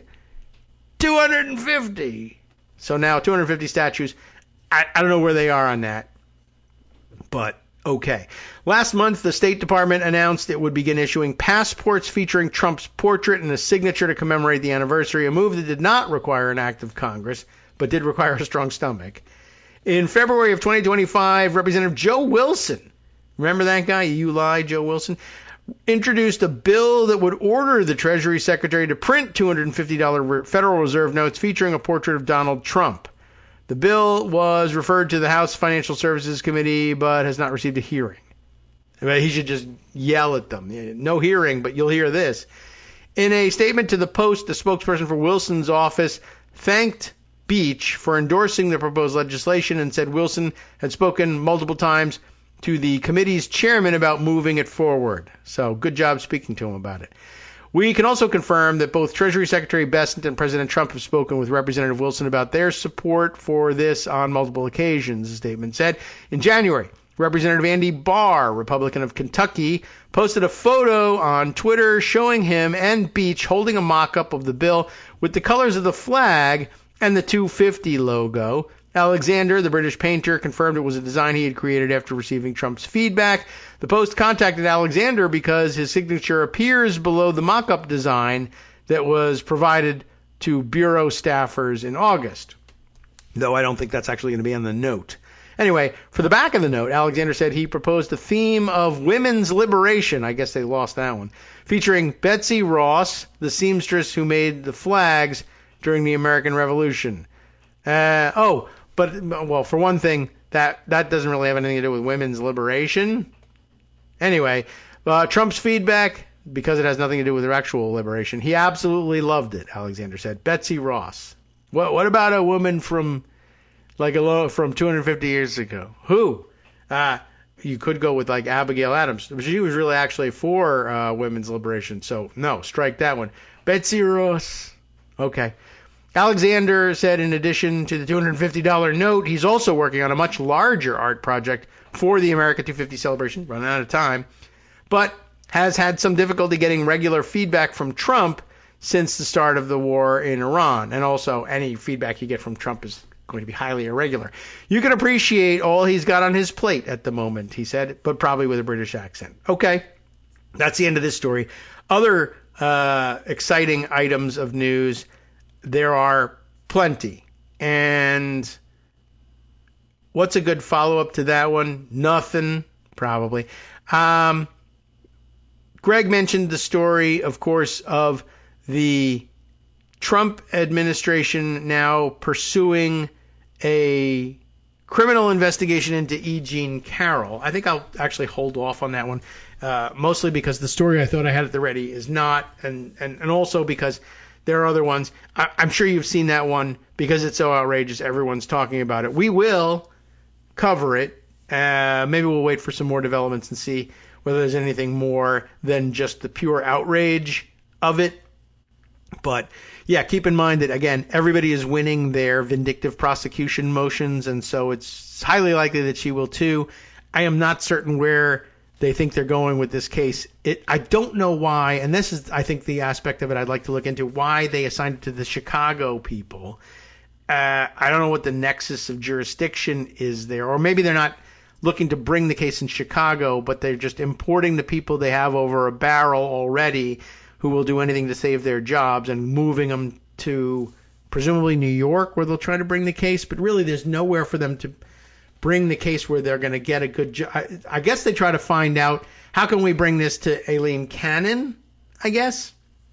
I'm not really sure what they're doing with this thing. But lots of other horrific corruption happening to discuss, and maybe one you hadn't seen. is this one floating out here. But before I get to that one, I want to throw out one short blurb for you. Greg also mentioned the Iran war dragging on, negotiations going nowhere. An important, I hope, will be a footnote to all of this because, oh my God, if it isn't. But in blabbing to the press, I guess, yesterday, I'm going to turn to a community post over on Daily Kos from, how do we pronounce this one? I don't know. Quaoar, or like Quaor, maybe? I don't know. I'm sorry. I don't know. I never know how to pronounce even people I know on, or I've, quote unquote know from years and years on Daily Kos. Like, you don't say the name out loud, you just recognize it. Anyway, this write-up gets right to the point. Trump threatens to attack Oman. Now, that won't ring bells with everybody, except one, Trump threatens to attack. Oh, no. But then Oman. Wait, isn't that one of the Gulf states we're actually allied with? Yes. Isn't it one of the Gulf states that actually hosts one of the larger American military bases? I think so.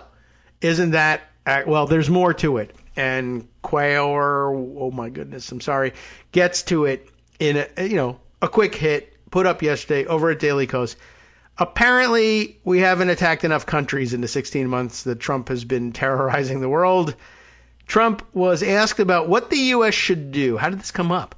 What should the U.S. do in the event that the Persian Gulf country of Oman, an American ally, which shares, I guess, territorial claims over the Strait of Hormuz with Iran? It's the other side of the Strait of Hormuz. What if, as I think the Iranians at some point floated, what if there was joint control over the waterway with Oman? Which is an actual negotiating position. First, of course, Iran saying, no, we own it. We control the whole thing.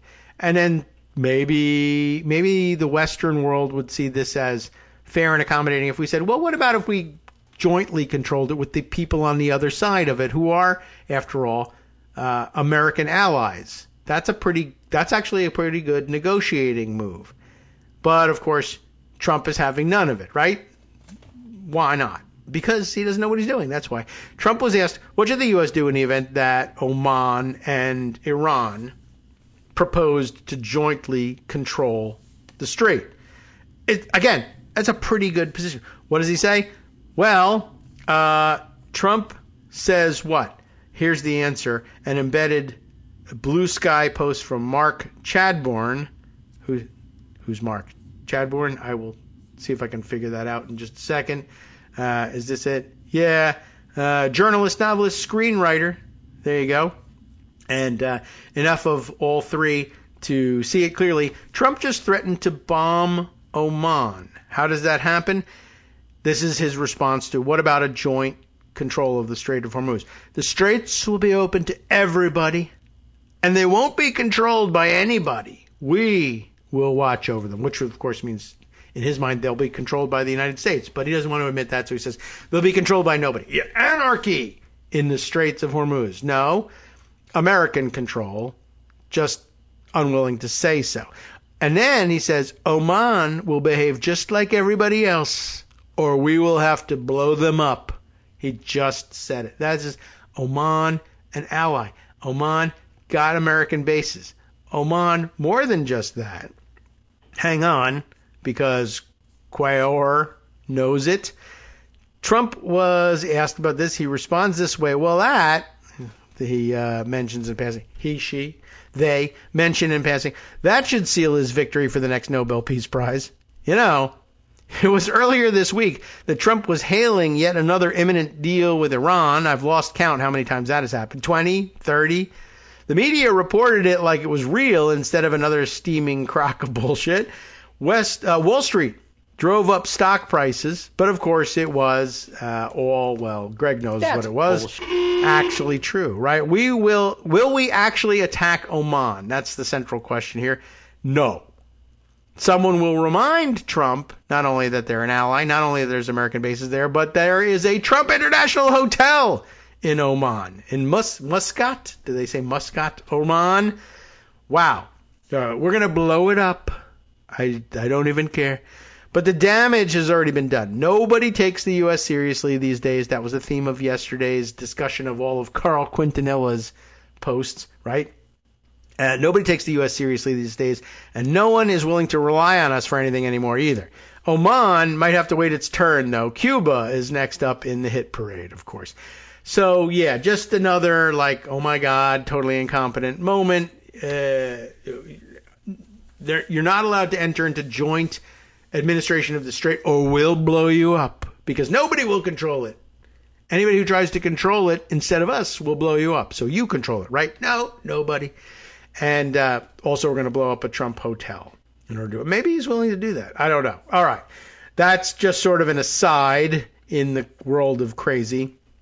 Let me bring you another mega corruption story that might not have reached your eyes or grabbed you by the collar and shaken you awake just yet. ProPublica has it because they get everything. The White House intervened, and you know who's in the White House, right? Okay, this is Donald Trump, Sr.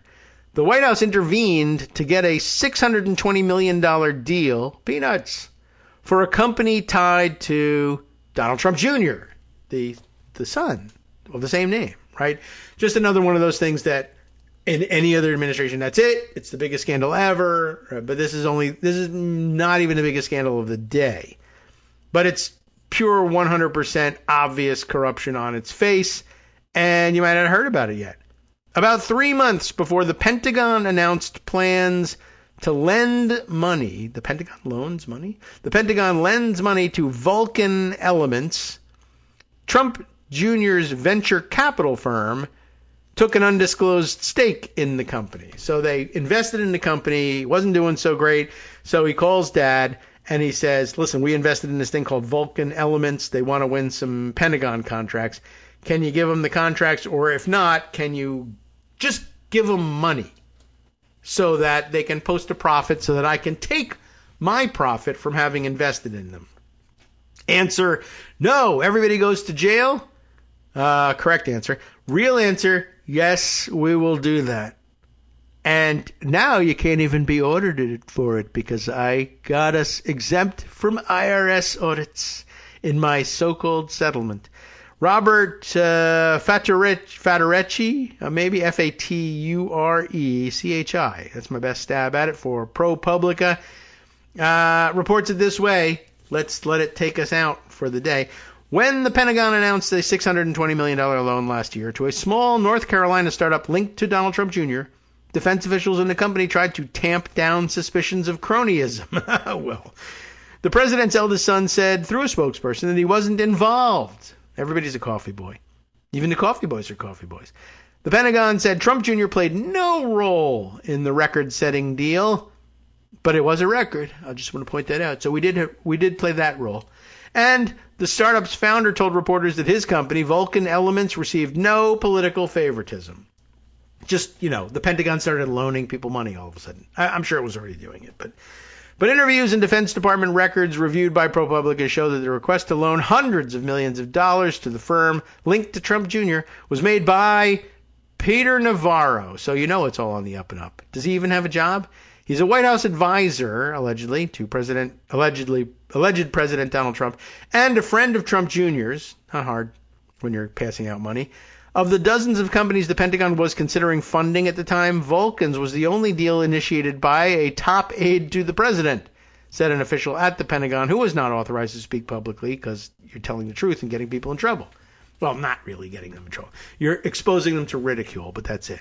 After defense officials got the White House request, they asked Pentagon staff to move at an unusually rapid pace. We only have 37 days, said another person who was involved in the deal at the Pentagon, but not authorized to speak about it. No one is. The staff worked late nights and with little sleep to get the loan through in a matter of weeks, the source said. The call came from the White House. We have to get this done, the person said, but it was John Barron calling, not Donald Trump. Please note. The deal is one of many actions by the Trump administration that have helped companies in which the Trump family holds stakes. That's all part of the overarching insider trading stories, of course.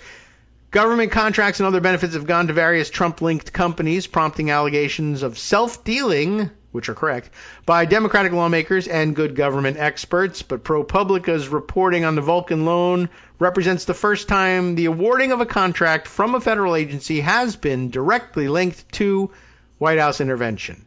The loan was a massive financial commitment from the Pentagon in its effort to fund companies that could help the U.S. reduce dependence on China's critical mineral supply chains. The deal was a dramatic win for Vulcan, a North Carolina rare earth magnet company launched just 2 years earlier. Estimates of its valuation grew tenfold after the deal was announced. It was also a win for Trump Jr.'s venture capital firm, which took a stake of undisclosed size in Vulcan about 3 months before the Pentagon announced the deal. And there may be more good news on the way for the president's eldest son, except Dad's not coming to the wedding. Yay! Among other companies under review for a Pentagon loan was a drone parts manufacturer that Trump Jr. advises and owns a stake in, according to one of the defense officials who spoke to ProPublica. Navarro, who served as trade advisor in Trump's first term and then went to jail and is now a friend of Trump Jr.'s. I guess they have formed a close bond in recent years. Not in jail, but that could have happened. The president's son visited... Oh, I'm sorry, it was in jail. It just... Not because Don Jr. was incarcerated, but the president's son visited Navarro in prison while he served time for defying a subpoena from lawmakers investigating the January 6th Capitol riot. Trump Jr.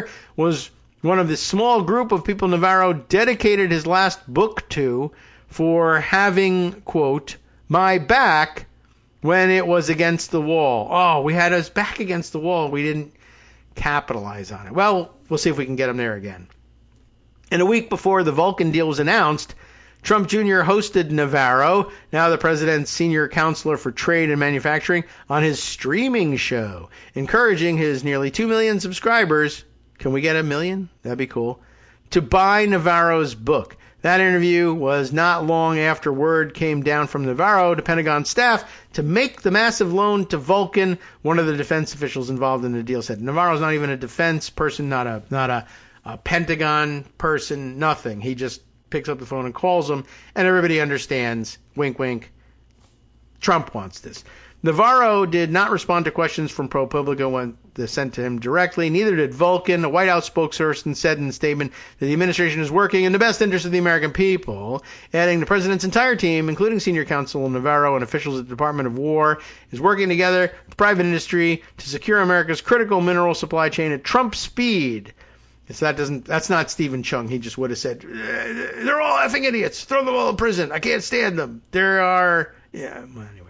Trump Jr.'s spokesperson said the president's son does not discuss companies he's invested in with federal government officials and did not speak to Navarro about Vulcan.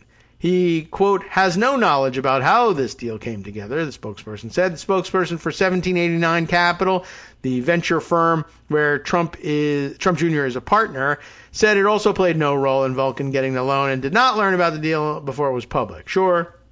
No way. No company receives preferential treatment, a Pentagon spokesperson said. Outside affiliations, investors, or political connections play absolutely no role in the department's funding decisions. And in the sing-song voice, you can tell, I don't believe it. You probably don't either. Richard Painter, chief White House ethics lawyer during the George W. Bush administration, said aides to the president should not be intervening in contracting and lending decisions by agencies, particularly in matters of financial benefit to the president's family. This is our money they're spending, Painter said. This is corruption we pay for. Well, yeah. The Office of Strategic Capital, the Pentagon division that made the deal with Vulcan, aims to address a bipartisan concern. Both sides. That China's grip on rare earth elements and other critical minerals threatens national security. That's certainly a problem. Does Vulcan, whatever they are, have access to any rare earth minerals? I don't know. And I don't know if we're going to find out either. It is hard to overstate the country's dominance in this arena, China, that is. As of last year, for example, China produced the world's entire supply of samarium, an obscure rare earth metal that is an essential component of magnets. How do they work? that help guide Tomahawk missiles and start the engines in F-35 fighter jets. Other rare earths are central to the manufacturing of a vast array of commercial and military products, from car parts to semiconductors to drones, which he also owns a share in. Finding the raw materials is generally not hard, but separating them from other materials they're bonded to is, and that's the process that China largely dominates. Ooh, good information. Virtually every advanced military in the world depends directly or indirectly on the country's supply chain of rare earths. The danger of relying so heavily on a single supplier for these essential materials was underscored last year when China announced it was restricting exports of some rare earth metals. The Office of Strategic Capital started under the criminal, outrageous, horrible Biden administration. Funds private companies that are working in this space or developing certain military technologies so the U.S. can stop relying on its top rival to equip its own military. So some real sense in starting this project.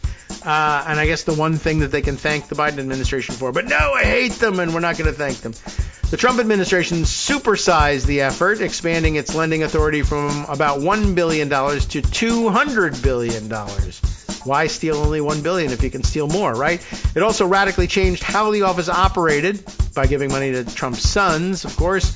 But they say here, it changed the way the office operated. According to interviews with more than a dozen people who work there, people who would know. Okay, we'll leave it at that. The Biden administration had set up an open application process for interested companies, with each firm being vetted methodically, a process meant to, ensure good bets, but one that people involved acknowledged was set up to be slow and bureaucratic. The Trump administration is more interested in going out into the market and finding what it wants. We're not going to wait for people to apply to us, said one former Office of Strategic Capital official. That's not a bad approach, necessarily. The Trump Pentagon handed the reins to hard-charging former Wall Street executives, you say, who have been recruiting others to make the leap from finance to government. A leaked presentation from the headhunters seemed to suggest they could parlay their tour in government into future riches. That's how you do your recruiting, you see. If you ever want to raise your own fund, you will gain access to fundraising channels that include royal families and foreign sovereign contacts. Ooh, wait. You have been listening to Kagro in the morning with David Waldman. It does say it's unclear whether the Pentagon ever approved that presentation, but really there's a whole corruption story in that one, too. In America's 250th anniversary of independence, let's contact royal families, and we wink, we know which ones, and foreign sovereign contacts. The whole point of this office was to separate ourselves from foreign entanglements. See you tomorrow.